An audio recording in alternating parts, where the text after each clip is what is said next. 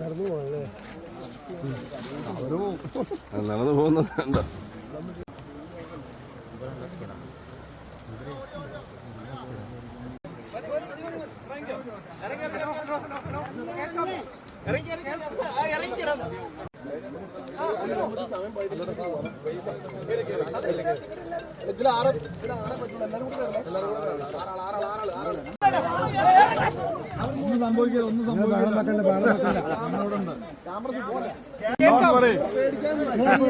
ഞങ്ങളോടുണ്ട്. കുറച്ച് വെള്ളമേ ഉള്ളൂ. ഇയാള് പറയണേ ശ്വാസം വിടണ്ട. ഏതായാലും വിളിക്കല്ലോ. എന്തായാലും ഒന്ന് അനയുന്നുള്ളൂ, അല്ലാത്ത കുഴപ്പമൊന്നുമില്ല.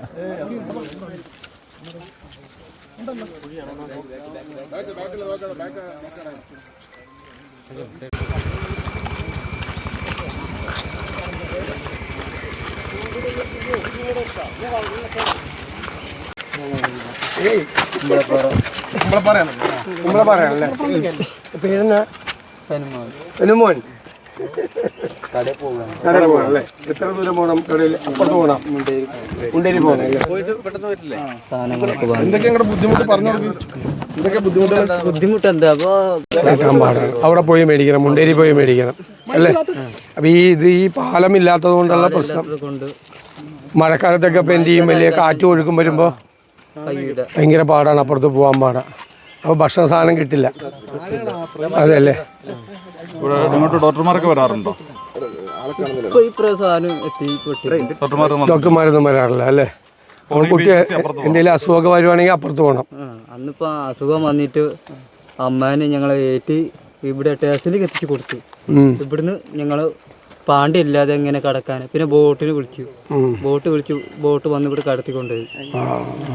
നമ്മളെ പ്രദേശം തരൊക്കെ മഴ ആയി കഴിഞ്ഞാൽ അത് വണ്ടിയും കൂടി കയറൂല. അങ്ങനെ നിങ്ങൾക്ക് ഷീറ്റാണല്ലേ? ഷീറ്റ് ഇട്ടിട്ടാണ് അല്ലേ? ഏറുമാടം വരും. വന്യജീവി ശല്യമില്ലേ? ആന വരില്ലേ? ആന വരും അല്ലേ? പിന്നെ ചൂടുകാലത്ത് ഭയങ്കര പ്രശ്നം, ഷീറ്റിൻ്റെ അടിയിലിരിക്കാൻ ആകെ പൊള്ളും അല്ലേ? പൊള്ളും ഷീറ്റിൻ്റെ അടിയിലല്ലേ? ഷീറ്റിൻ്റെ അടിയിൽ അല്ലാതെ കുട്ടികൾക്കൊക്കെ ഭയങ്കര വിഷമമായിരിക്കും അല്ലേ? എന്നായിക്കോട്ടെ, എന്നാ അങ്ങോട്ട് പോയിക്കോട്ടെ. അത് ഇത്രയും പേര് കണ്ടു കഴിഞ്ഞിട്ടുണ്ടെങ്കിൽ ഇത്രയും പേര് ഒരുമിച്ച് കണ്ടിട്ടോ, കുഴപ്പമില്ല. ഓക്കെ കഴിഞ്ഞല്ലേ? ഭയങ്കര ടെൻഷനാവില്ലേ? എന്തേ പറയാം. നമ്മുടെ മക്കൾക്ക് ഒരു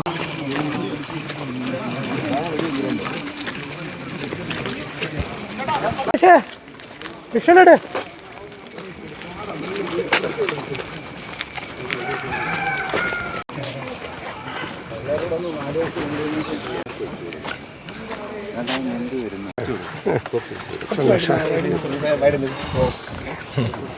ഏത് ക്ലാസ്സിലാണ് പഠിക്കുന്നത്? 8ാം ക്ലാസ്സിലല്ലേ മോളാ?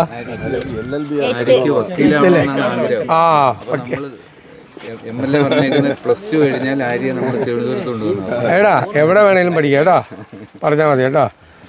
മോള് ഇപ്പം എത്രയിലേക്കായി? 8ലേക്കായി. രണ്ടുപേരും നന്നായി പഠിക്കണം. വക്കീലാവണമെന്നാണ് ആഗ്രഹം. അത് വേറെ വക്കീലിനോടാണ് ഈ പറയണത്. എടാ കുട്ടിയെ പ്രസവിച്ചടക്കാം അല്ലേ? എത്ര ദിവസമായി? 2 മാസമായി അല്ലേ? ചൂടല്ലേ? അപ്പോൾ നല്ല ചൂടുള്ള സമയത്ത് എന്ത് ചെയ്യും? അപ്പോൾ മരത്തിൻ്റെ അടിയിലേക്ക് പോകും അല്ലേ?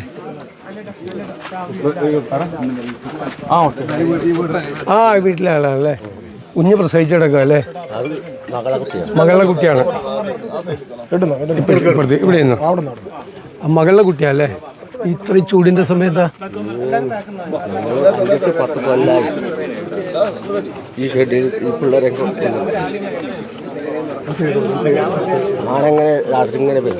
ആന വരും അല്ലേ? ആന വരുമ്പോൾ എന്ത് ചെയ്യും? ആന ഞങ്ങൾ ഇതിൽ വില നിൽക്കും, തീമുട്ടിയൊക്കെ ഇട്ടുകൊണ്ട് അതൊന്നും ചെയ്യാൻ കഴിയില്ല. എത്ര വർഷം? കറണ്ടില്ല, വെള്ളമില്ല, വെളിച്ചമല്ല. ഇത് 2019 വരെ ഒളിച്ചു പോയതാ. ടോയ്ലറ്റും ഇല്ല, കക്കൂസില്ല. ഇപ്പൊ പഞ്ചായത്തിന്റെ ഭാഗത്ത് ഒരെണ്ണമാണ് ഇത്രയും പേർക്ക്. കോടതി പോയി. ഇതുപോലെ എത്ര വീടുണ്ട്? ഇതുപോലെ ഒരുപാട് വീടുണ്ട്. 100 വീട് അങ്ങോട്ടുണ്ടല്ലേ? ഈ കോളനിയിലൊരു 10-40 വീടുണ്ട്. ഇത് കഴിഞ്ഞിട്ട് 2-3 കോളനി വേറെ അപ്പുറത്തുണ്ട്. മറ്റേ ഇരുട്ടൂത്തി, വാണിയംകുളം അപ്പുറത്താണ്. കരിപ്പാപ്പെട്ടി, കുമ്പളപ്പാറ, വാണിയംകുളം. ശരിയാണ്. നമുക്ക്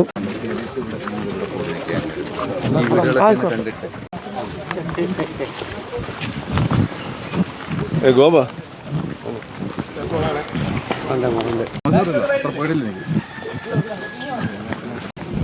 ഇരിക്കാം. ഇവിടെ ഇരിക്കും. അമ്മ ഇരിക്കും. ഇവിടെ അമ്മ ഇരിക്കും. ആ വാ.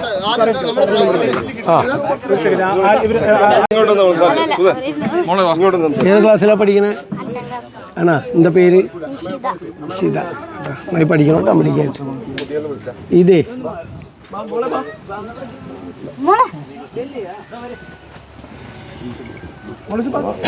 ഇതിപ്പോ അന്നത്തെ ഇത് തൊട്ട് വന്നതാണല്ലേ? കവളപ്പാറയല്ലേ? ഇത് തൊട്ട് ഇപ്പത്തെ ഈ വാണി പോയല്ലേ? ഇത് 5-6 കൊല്ലമില്ലേ? 5 വർഷം.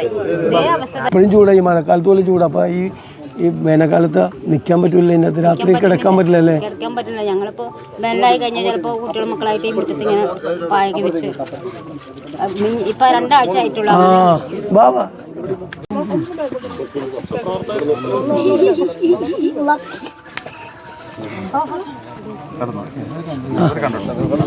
അവിടെ ഉണ്ടല്ലേ? രാവിലെ പുഴയിലേക്കൊക്കെ പോയി വരുന്നത്. അത് കുഴപ്പമില്ല. അന്ന് കുഴപ്പമില്ല. രാവിലെ ഇത് പോവല്ലേ? പുഴയിൽ പോവല്ലേ? അല്ലല്ലേ? പിന്നെ കുട്ടികൾക്ക് എന്തെങ്കിലും അസുഖമൊക്കെ വന്നാൽ വലിയ പാടാണല്ലേ? ഈ അപ്പുറത്ത് പോകണം. പുഴ കയറി പുഴയിൽ വെള്ളം കൂടി കഴിഞ്ഞാൽ ഇപ്പൊ നമുക്ക് പാലൊന്നുമില്ലല്ലോ. ബോട്ട് വരുമ്പോ ചിലപ്പോ സമയം വഴുകലുണ്ട്. അതുപോലെ തിരിച്ചു വന്നിട്ടുണ്ട് ഞങ്ങൾ കഴിഞ്ഞ.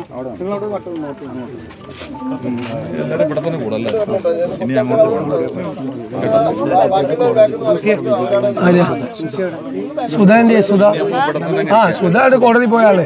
അത് പറ.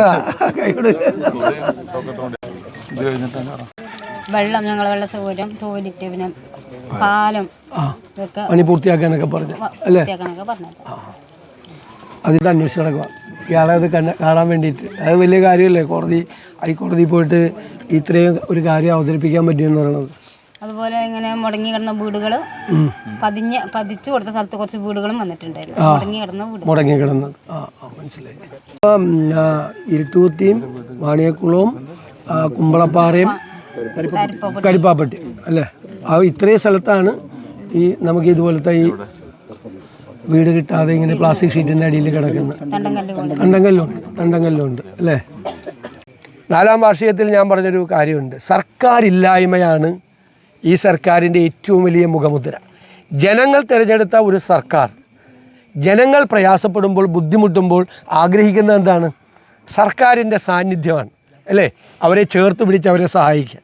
അങ്ങനെ ഒരു സർക്കാർ ഈ പാവങ്ങളുടെ മുമ്പിൽ ഉണ്ടായില്ല. അതാണ് സങ്കടം. പഞ്ചായത്തുകൾക്കൊക്കെ പരിമിതിയില്ലേ? ഏത് പഞ്ചായത്താണെങ്കിലും, ആര് ഭരിക്കുന്ന പഞ്ചായത്താണെങ്കിലും പഞ്ചായത്തുകൾക്കൊക്കെ ധാരാളം പരിമിതികളുണ്ട്. അപ്പോൾ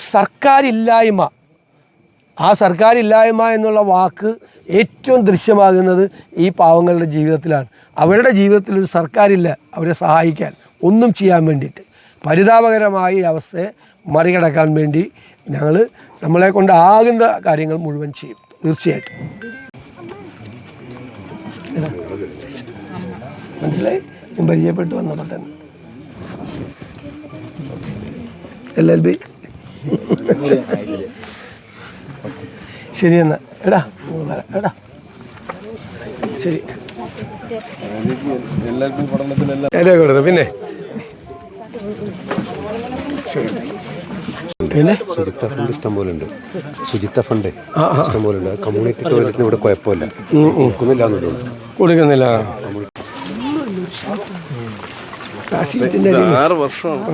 കുഞ്ഞിനെ കൊണ്ട് അടിയിൽ കിടക്കാൻ അകത്താണ് പ്രതിപക്ഷ നേതാവുള്ളത്. മുണ്ട് മടക്കി കുത്തി നടക്കേണ്ട വളരെ സങ്കടകരമായ സ്ഥിതിയാണ്. ഇപ്പം തന്നെ ഈ മഴയൊക്കെ പെയ്ത് നിൽക്കുന്നിട്ട് പോലും ഇതൊരു കൊടും ചൂടാണ്. ഈ ചൂടിൻ്റെ അടിയിൽ, ഈ പ്ലാസ്റ്റിക് ഷീറ്റിൻ്റെ അടിയിൽ ഈ കുഞ്ഞുങ്ങളെയായിട്ട് എങ്ങനെ കിടന്നുറങ്ങും?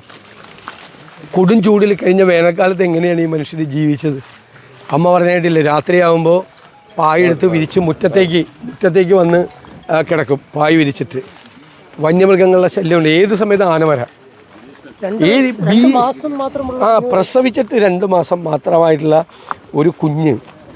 പിന്നെ കുട്ടികൾക്കൊരു അസുഖം വന്നല്ലേ, നമുക്കൊക്കെ നമ്മുടെ കുട്ടികൾക്ക് ഒരു ജലദോഷം വന്ന ടെൻഷനാവുന്ന ആളല്ലേ, ഈ കുഞ്ഞുങ്ങൾക്കൊരു അസുഖം വന്ന എങ്ങനെയാണ് അക്കരെ ഈ ചങ്ങാടത്തിൽ കിടത്തി അങ്ങോട്ട് കൊണ്ടുപോകുന്നത്? എങ്ങനെയാണ് ഒരു തെരഞ്ഞെടുപ്പ് വിഷയം എന്നതിനപ്പുറം പ്രതിപക്ഷ ഞാനത് ഉറപ്പായിട്ടും എനിക്ക് വന്നപ്പോൾ ഒരു തെരഞ്ഞെടുപ്പ് വിഷയത്തിൻ്റെയൊക്കെ അപ്പുറത്തേക്ക് ഇതിനൊരു പരിഹാരം ഉണ്ടാക്കുന്നതിന് വേണ്ടിയിട്ടുള്ളൊരു വലിയ പോരാട്ടത്തിന്, നിങ്ങൾക്ക് ഓർമ്മയുണ്ടാവുമല്ലോ, തിരുവനന്തപുരത്ത് സിമൻറ്റ് ഗോഡൗണിൽ ഒരു 450 കുടുംബങ്ങൾ, അന്ന് ഞങ്ങളാണത് അവിടെ നിന്ന് വലിയ തുറയിൽ ഞങ്ങളാണത് നിയമസഭയിൽ കൊണ്ടുവന്ന് വിഷയമുണ്ടാക്കി, പ്രശ്നമുണ്ടാക്കി, സമ്മർദ്ദം ചെലുത്തി അതിൻ്റെ അകത്തൊരു മാറ്റം ഉണ്ടാക്കിയത്. ഇന്നിപ്പോൾ അവർക്കൊക്കെ വീടുകളായി. അതുപോലെ ഈ ഇത്രയും ദൂരത്തുള്ളത് തലസ്ഥാന നഗരിയിലാണ്, ഇത്രയും ദൂരത്തുള്ള ഏറ്റവും പാവങ്ങളുടെ അവരുടെ ഒരു നല്ല മഴ പെയ്താൽ, നല്ലൊരു കാറ്റടിച്ചാലുള്ള സ്ഥിതി എന്താ? ഒരു നല്ല കാറ്റടിച്ചാൽ പറന്നു പോകുന്ന ഷീറ്റല്ലേ ഇത്? ആ വീട് തന്നെ പറന്നു പോകില്ലേ? അതുപോലത്തെ വീടുകളല്ലേ. ഇത് സർക്കാരിൻ്റെ ശ്രദ്ധയിൽപ്പെടാത്തത് കൊണ്ടാണോ അതോ? അത് ഞാൻ പറഞ്ഞ ഇതൊക്കെ ഇതിനോടൊക്കെ ഉള്ള അവഗണന. പിന്നെ എന്ത് ഭരണമാണ് നടക്കുന്നത്? എന്താണ് ഭരണം? ഞാൻ പറയട്ടെ, ഒരു ദുരന്തമുണ്ടായാൽ അതിൻ്റെ റീഹാബിലിറ്റേഷൻ, അതിൻ്റെ പുനരധിവാസം. വയനാട്ടിൽ എന്താ നടക്കുന്നത്? 10-11 മാസമായിട്ട് അങ്ങോട്ട് മൂവ് ചെയ്യുന്നില്ലല്ലോ ഒന്നും. വലിയ വർത്തമാനമല്ല. 742 കോടി രൂപ ബാങ്കിൽ ഇട്ടിട്ടല്ലേ, അവിടെ ചികിത്സാ സഹായം പോലും കൊടുക്കുന്നില്ല, വാടക കൊടുക്കുന്നില്ല. വാടക താമസിക്കല്ലേ മനുഷ്യൻ. 7 വർഷമായി ഇവിടെ ഇത് 7 വർഷമായി. 2018-19 കാലഘട്ടം. അതുകൊണ്ടാണ് ഞാൻ ധൈര്യത്തിൽ ആ ചങ്ങാടത്തിൽ കയറിയത്. എനിക്ക് നീന്താനറിയാം, എൻ്റെ ഭയം ഉണ്ടായില്ല. പക്ഷേ ഞാൻ പറഞ്ഞ കുഞ്ഞുങ്ങൾ സ്കൂളിൽ പോകുന്ന സമയമാണ്, നല്ല ഭയങ്കരമായ ഒഴുക്കും മഴയും കാറ്റുമുള്ള സമയത്താണ്. അങ്ങനെയല്ല നമ്മൾ ആലോചിക്കണ്ടേ. ഇപ്പം തന്നെ നമ്മൾ പോരാൻ കാമായിട്ട് പുഴ കിടക്കുന്ന സമയത്ത് പോലും വേണമെങ്കിൽ ആ ചങ്ങാടം അറിയാവുന്ന രീതിയിലാണ് പോകുന്നത് അല്ലേ. അപ്പോൾ കാറ്റും മഴയും പേമാരിയും ഒക്കെ ഉള്ള സമയത്ത് എങ്ങനെയാണ് പോകുന്നത്? ഒഴുക്കും. ഇപ്പം വെള്ളം കുറവാണ്. മഴക്കാലത്ത് അസുഖം വന്ന ഒരു നിവൃത്തിയില്ല. വീട്ടിലാരൊക്കെ ഉണ്ട്?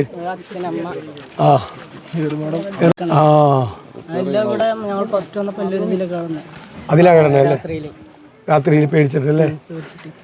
പിന്നെ ഇപ്പൊ എല്ലാവരും ഇങ്ങനെ ഫെൻസിങ് ഒക്കെ വെച്ചു. മേലെ അതേപോലെ തന്നെ അവിടെ ഫെൻസിങ്ങും കാര്യങ്ങളൊന്നുമില്ല. അവിടെ ഒരു കോളനി ഉണ്ട്, മേലെ കോളനിയിൽ. ഞങ്ങള് 2 തിരിഞ്ഞതാണ്. പകുതി പേര് അങ്ങോട്ട് പോയി. അതെ, അതിന്റെ ഇടയിൽ എന്തെങ്കിലും ചായ ഗിരീഷിന്റെ അമ്മയല്ലേ?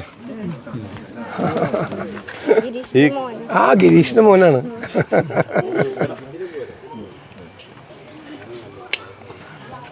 എന്താ പേരുണ്ട്? മോളേത് ക്ലാസ്സിലെ മോന? പഠിക്കണ. ശരി, ഉറപ്പാടാ കേട്ടോ മോളെ, പറഞ്ഞാൽ മതി കേട്ടോ.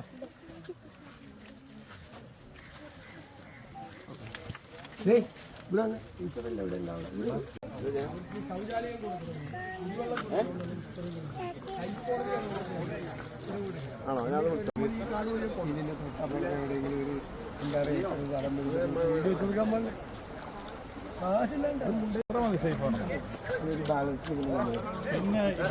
ഇനി അഥവാ മറിഞ്ഞു കഴിഞ്ഞാലും നമ്മൾ അരക്കില വെള്ളമുണ്ട്. ടെൻഷൻ അടിക്കണ്ട, കാല് നിലത്ത് ഈ ഫ്ലൈറ്റ് പൊങ്ങുമ്പോഴും ഇത് പിടിച്ചേക്കുക. ഓക്കെ.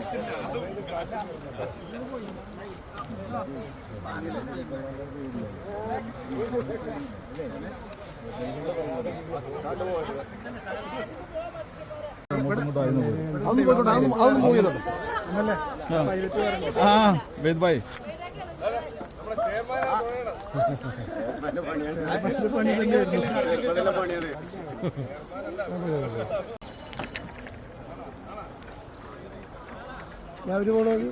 അതുള്ളൂ. പക്ഷെ കാല് നല്ല പൊക്കി പിടിച്ചു.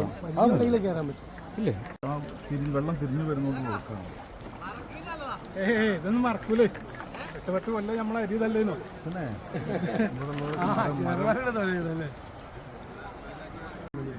അങ്ങനെ പോകുമ്പോഴൊക്കെ തോന്നും നമുക്ക്.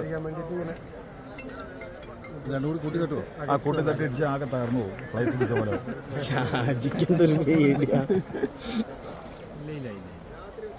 അങ്ങോട്ട് ചെയ്താലും